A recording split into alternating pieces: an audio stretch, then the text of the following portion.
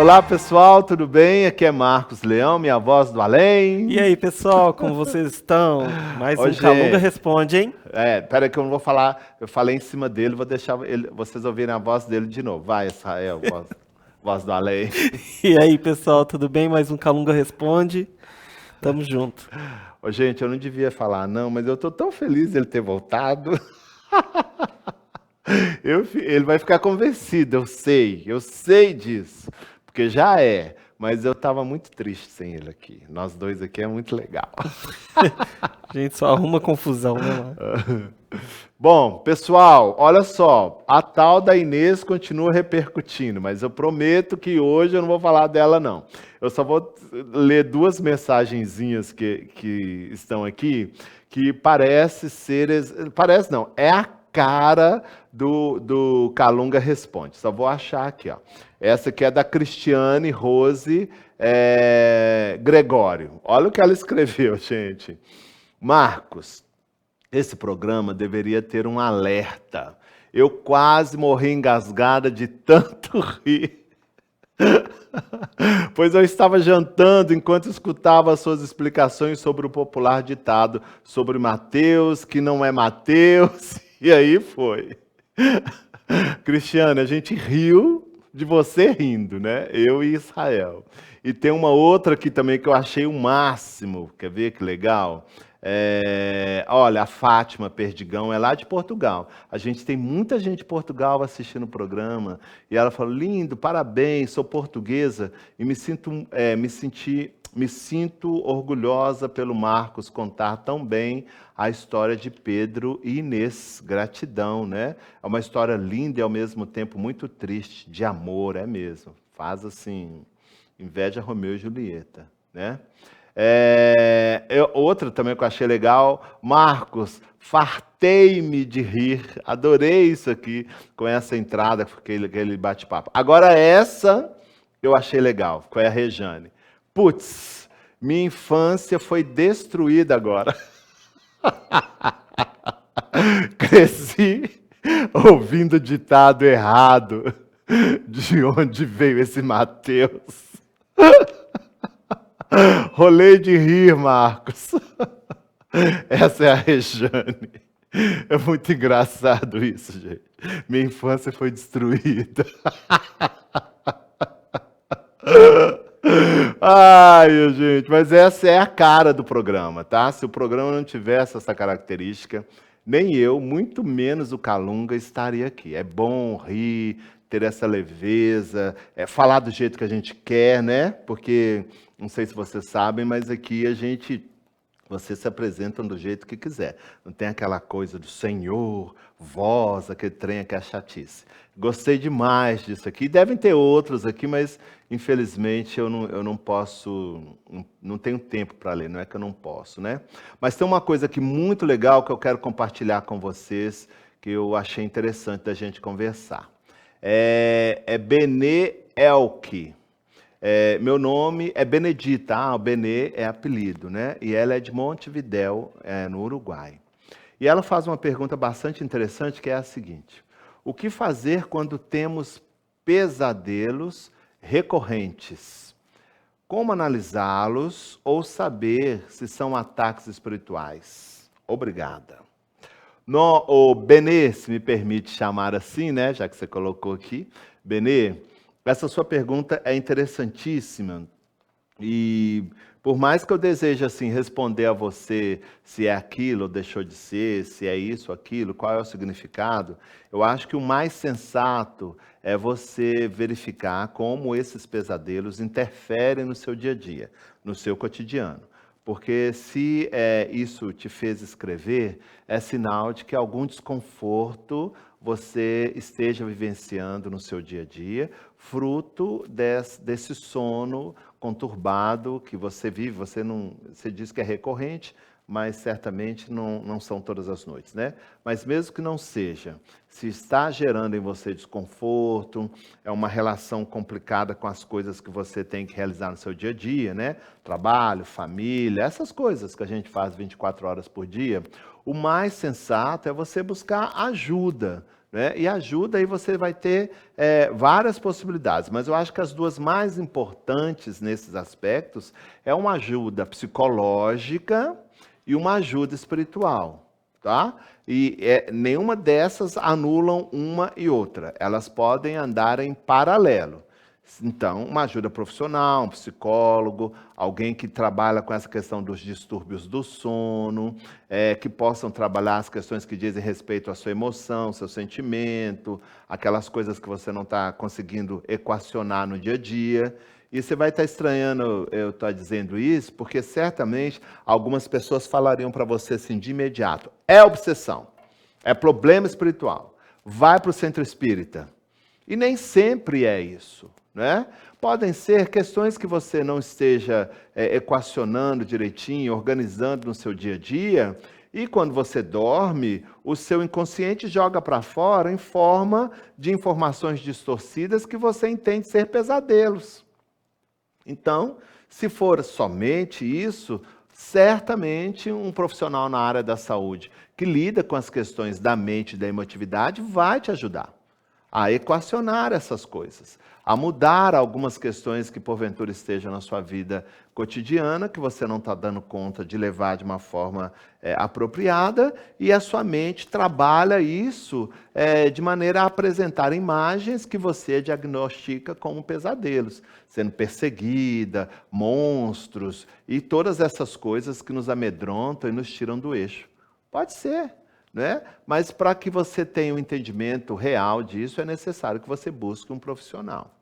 E, ao mesmo tempo, você pode buscar, sim, um auxílio espiritual. Por que eu digo isso? Porque os espíritos os influenciam, de ordinário são eles que nos dirigem.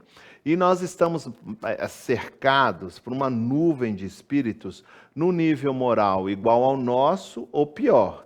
Quando eu falo um nível moral, comportamental igual ao nosso, você já pode entender que, na maioria das vezes, não são espíritos lá.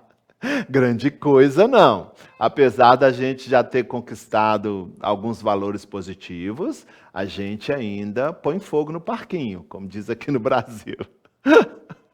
Então, em torno de nós, apesar de nós termos os nossos orientadores e todas aquelas coisas, existe uma nuvem de testemunhas, como diz Paulo, né, que estão no nosso nível de comportamento. E se, porventura, houver uma intervenção espiritual aí, negativa, ruim, que objetive te prejudicar, ele vai usar desses elementos que você mesmo está fornecendo.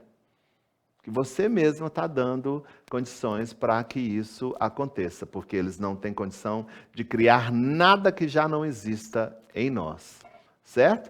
Por isso que Jesus coloca o tempo inteiro que a gente tem que fortalecer o entendimento, que nós somos luz, o sal da terra, que o nosso objetivo aqui na terra é nos fazermos pessoas melhores, porque dessa forma a gente se liga com inteligências que estão também nesse patamar. Entendeu? Espero que eu tenha te ajudado nesses aspectos. Então, procure um profissional na área da saúde que vai te ajudar.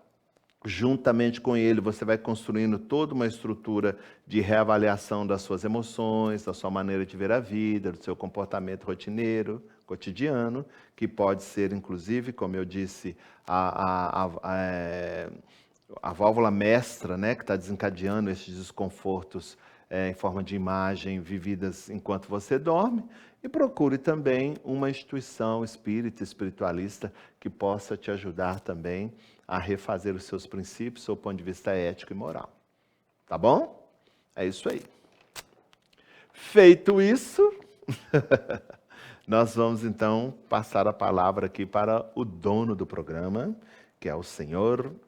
senhor. Que é o Calunga. Esquece aí, não chamei você de senhor não, Calunga. Calunga.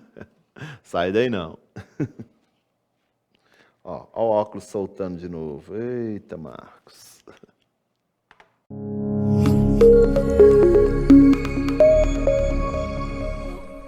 Graças a Deus, que Jesus nos abençoe, graças a Deus. É sempre uma alegria estar com vocês, assim, de uma maneira mais presente, mais ostensiva, como vocês gostam de dizer, né? Entendendo que essas oportunidades também são extremamente importantes para para mim mesmo, né? Enquanto Calunga, enquanto espírito, porque esses contatos também desenvolvem em mim, né? Faz nascer em mim determinadas características que ainda não fazem parte da minha personalidade e que certamente irão agregar nesse edifício que eu estou construindo, o edifício da minha alma, da minha integridade enquanto princípio inteligente, me dando total condição de exercer mais autonomia em minha vida, em minha existência, fazendo com que eu possa tomar decisões mais acertadas e tenha um futuro ainda mais feliz do que o presente que eu tenho a partir desse instante. Vocês podem estar achando, poxa, mas isso acontece na vida de um espírito? Olha, acontece, porque a única diferença que existe entre mim, entre eu e vocês, na verdade, é que vocês estão numa dimensão e eu em outra. E o fato de você estar numa dimensão e eu em outra não quer dizer que elas não se interajam, ao contrário. O tempo inteiro a gente está nesse processo de intercâmbio, de troca. E se estamos todos estagiando no planeta Terra, que é um planeta em que almas comprometidas consigo e com o Criador se movimentam, nada mais natural de que eu também esteja inserido nesse ciclo de estudos e experimentação, mesmo vivendo na dimensão dos espíritos. Graças a Deus, graças a Deus. Graças a Deus, Calunga. Hoje vamos fazer a pergunta de Marcos, de São Paulo. Ele queria saber o seguinte: quando que realmente um espírito não necessita mais de encarnar no plano físico? Esse momento seria o momento que chamam de iluminação? Graças a Deus. Eu acho que nessa pergunta cabe algumas intervenções assim específicas. Então vamos lá. Quando um espírito não precisa mais reencarnar no planeta Terra? Vamos começar por aí. Quando todas as possibilidades que esse planeta escola, que nós chamamos de planeta Terra, tiver esgotado os potenciais de educação dessa alma. Quando todos os elementos que compõem essa sociedade, a atmosfera física e extrafísica do planeta, já não oferecerem ao espírito elementos que reforcem o seu desejo, a sua capacidade de se tornar melhor. Ou seja, quando esse espírito se movimentar com toda tranquilidade, senhor de si, nas paragens que dizem respeito ao planeta Terra, não só na dimensão física e também na dimensão espiritual. Quando a sociedade, os conceitos, as propostas de educação, a ciência, a filosofia, a política, a economia não oferecer mais subsídios expressivos para que o espírito possa dar um passo adiante com relação ao seu destino, que é imutável, perfeição e felicidade. Quando isso acontecer, ele tem duas opções. Ele migra para uma outra escola, para um outro planeta, para uma outra galáxia, se assim o desejar, e estiver dentro das condições de aprendizado dele, e ali vai continuar a desenvolver características, colocando em prática, inclusive, o fruto da experiência e da vivência que ele teve no planeta Terra, fazendo com que as suas intervenções possam causar revoluções de proporções diferenciadas, de acordo com o papel que ele vai desenvolver nesse planeta, e ao mesmo tempo traga em direção a ele recursos que lhe sirvam de reflexão, parâmetros para ir adotando comportamentos e atitudes condizentes com aquele planeta em que ele encarnou. E a partir daí, num trabalho de permuta, que é justamente o objetivo primeiro de toda a criação, você oferece, recebe, você recebe e oferece, né? Ele vai se engrandecendo, ou melhor dizendo, ele vai se autodescobrindo, fazendo jus à alcunha que recebe, princípio inteligente da criação, criado em determinado momento e sem a possibilidade de ser finito, tendo como destino a perfeição e a felicidade. Então, esse espírito essa é uma das opções, migra, não é? Nasce em uma outra coletividade sideral.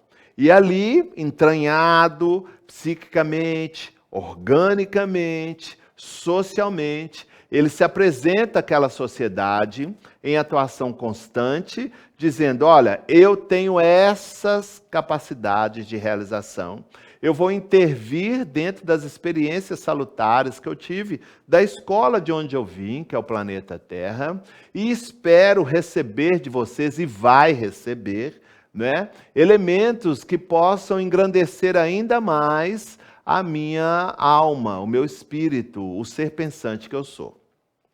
Ele pode optar por nascer numa sociedade menos evoluída do que ele. E aí, inserido dentro dessa sociedade menos evoluída, num aspecto que nós poderíamos chamar de missão, ele vai dar uma parcela maior de contribuição, oferecendo subsídios de progresso em várias áreas da sociedade daquele planeta, usufruindo, inclusive, das benesses, por assim dizer, de uma sabedoria, aliás, de um conhecimento aliado à sabedoria, no nível mais avantajado do que aquela coletividade de espíritos. E aí o que vai acontecer? Ele vai ser apontado como um benemérito, um espírito adiante do seu tempo. Pode desenvolver características diversificadas em várias áreas, de acordo com a sua própria predisposição, ou pode especificar-se num tema. Eu vou trabalhar de uma maneira a desenvolver os aspectos da educação, por exemplo. Ou eu vou me dedicar aos aspectos ligados à ciência, e dentro da ciência, a ciência social, ou a ciência tecnológica, ou a ciência voltada para uma melhor qualidade de vida, visando sanar doenças e enfermidades do corpo. Ou sanar doenças e enfermidades da alma, como psicologia, psiquiatria e por aí vai. Certo? É óbvio que o espírito que renasce numa coletividade em que ele tem um conteúdo mais avantajado de experiências e informações, ele vai chamar a atenção. Vai chamar a atenção nos aspectos positivos, de espíritos que anseiam por dias melhores e vê nele a possibilidade de alcançar esses objetivos trabalhando em parceria, e vai também chamar a atenção daqueles egóicos, fechados em si, que estabeleceram uma linha de relação com aquela sociedade menos feliz, de usurpar, manter os indivíduos na ignorância e usurpar o máximo de benesses que eles podem arrancar como fruto de um comportamento ignorante e estreito que eles mesmos geram. Então nós temos ali duas possibilidades. Uma possibilidade em que a coletividade se junta e monta um exército, constitui um exército em favor do progresso, e uma coletividade que se junta e monta e arregimenta um exército que quer exatamente retirá-lo dali. Foi o que aconteceu com Jesus Cristo, basicamente, quando ele esteve aqui conosco. E uma terceira opção, que ocorreu agora aqui na minha mente, é ele permanecer aqui no planeta. Veja, o fato do Espírito ter adquirido todos os conhecimentos que o planeta Terra tem a lhe oferecer, não quer dizer que o planeta tenha desenvolvido no mesmo nível que ele. Ele pode ter tido a perspicácia, ele pode ter tido a sensibilidade, o empenho de retirar o máximo de tudo o que a experiência terrena tem a lhe oferecer. Mas, dentro desse processo de evolução individual, talvez o próprio planeta não tenha acompanhado. Então, o planeta está aqui se movimentando e ele foi lá para frente. E ele pode voltar. E ambientado numa estrutura que para ele já é familiar. Quantas reencarnações ele teve aqui no planeta Terra? Ele vai se movimentar com toda a facilidade. E aí, dentro dessas características, vai lhe ser possível empenho em vários aspectos que compõem a sociedade terrena. E não vai ter maiores problemas, porque a própria civilização terráquea ou terrena vai se identificar com ele, porque ele é um membro daquele planeta Terra. Agora, vai existir um momento em que determinadas inteligências, aí eu vou dizer para vocês no universo da hipótese, porque a única essência que eu conheço com essas características e de uma maneira teórica, porque eu nunca estive tete a tete, é Jesus Cristo. Mas eu sei que existem iluminados, né, que circulam pelas várias galáxias e universos que estão espalhados dentro desse projeto estabelecido pelo Criador, que não tem mais necessidade de tomar uma conformação física como a nossa. Eu sei que isso que eu estou dizendo para vocês não é nenhuma novidade, mas é difícil para vocês imaginarem uma essência pensante que seja apenas energia, que seja apenas luz, que não tem uma conformação biológica, fisiológica, que se aproxime, mesmo que distante, do que a gente entende ser um espírito encarnado ou desencarnado. Ou seja, um espírito como vocês, que estão aí na dimensão física, ou um espírito como eu, que está na dimensão extrafísica. Existem flashes mentais, né? Explosões de luz emocionais, que se vocês, ou eu mesmo, tivesse condição de vislumbrar, jamais nós teríamos a condição de conceituá-los como espíritos. Mas eles se movem na rapidez do pensamento, por assim dizer, visitam presente, passado e futuro numa elasticidade e familiaridade que eu, Calunga, não tenho a menor pretensão de tentar explicar, porque por mais que eu assim o tentasse, estaria muito distante de evidenciar a verdade desse fenômeno. Aqui onde eu vivo, onde eu moro, nós temos histórias, né? E apresentações, às vezes, em palestras e congressos dessas inteligências, principalmente quando estão entre nós espíritos que adquiriram uma característica que eu vou chamar aqui para vocês como espíritos motivadores de almas, que são aqueles que se especializaram em despertar o desejo pela vida naquelas almas que se deixaram prender pela depressão, pela menos-valia, em função de circunstâncias, e desencarnadas, elas são como que estivessem se apagando. E olha, se apagam mesmo, porque nosso perispírito tem uma luminosidade inerente à sua própria constituição física e química, né, que dá essa incandescência, e essa incandescência ela é mantida pelos nossos valores, pelos nossos pensamentos, pelas nossas atuações, pela maneira com que a gente lida com os desafios, porque nós temos desafios no mundo espiritual. Não pense vocês que a gente fica aqui cantando hosanas o tempo inteiro. Nós temos coisas a vivenciar que dizem respeito diretamente a nós. Então essa luminosidade, ela está presente, é como se fosse não, é um conteúdo de vitalidade que dá coesão, inclusive, às nossas moléculas perispirituais, por assim dizer. Mas existem espíritos que, por um processo de descrença de si mesmo, vão se apagando e se desagregando ao mesmo tempo que se densificam. Engraçado o que eu estou dizendo, né? Parece, mas como se desagrega e se torna mais denso? Pois isso acontece.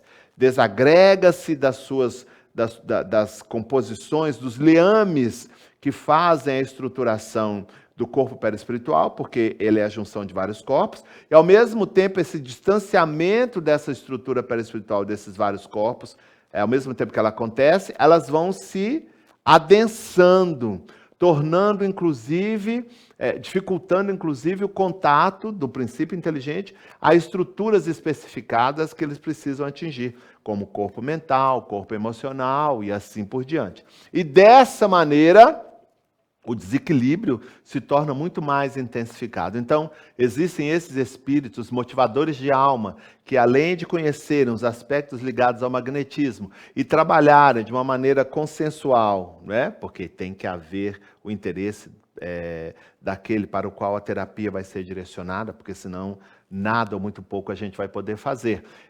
Vai estimulando magneticamente o processo de incandescência, por assim dizer, dessas estruturas, ao mesmo tempo que vai engendrando através de histórias, metáforas, oficinas, dinâmicas, conceitos que possam romper com essa estrutura de menos-valia que faz parte ou começa a fazer parte da vida mental e emocional daqueles seres. Então, diante desse quadro terapêutico, muitas dessas informações desses seres que não precisam mais tomar a matéria, pelo menos da matéria que a gente conhece, são contadas e transmitidas para cada um de nós, certo? Então, nos esforcemos, tanto eu como vocês, a nos desembaraçarmos das conceituações mais grotescas da matéria, entendendo que isso vai acontecer à medida em que eu me direcionar a vida com mais coesão, com mais interesse, com mais alegria, com mais trabalho, determinação, percebendo as minhas fragilidades, mas ao mesmo tempo também percebendo os valores altruístas, poderosos que eu fui adquirindo nas minhas várias existências e fazendo valer o investimento que Deus faz em cada um de nós. Que Jesus nos abençoe, graças a Deus.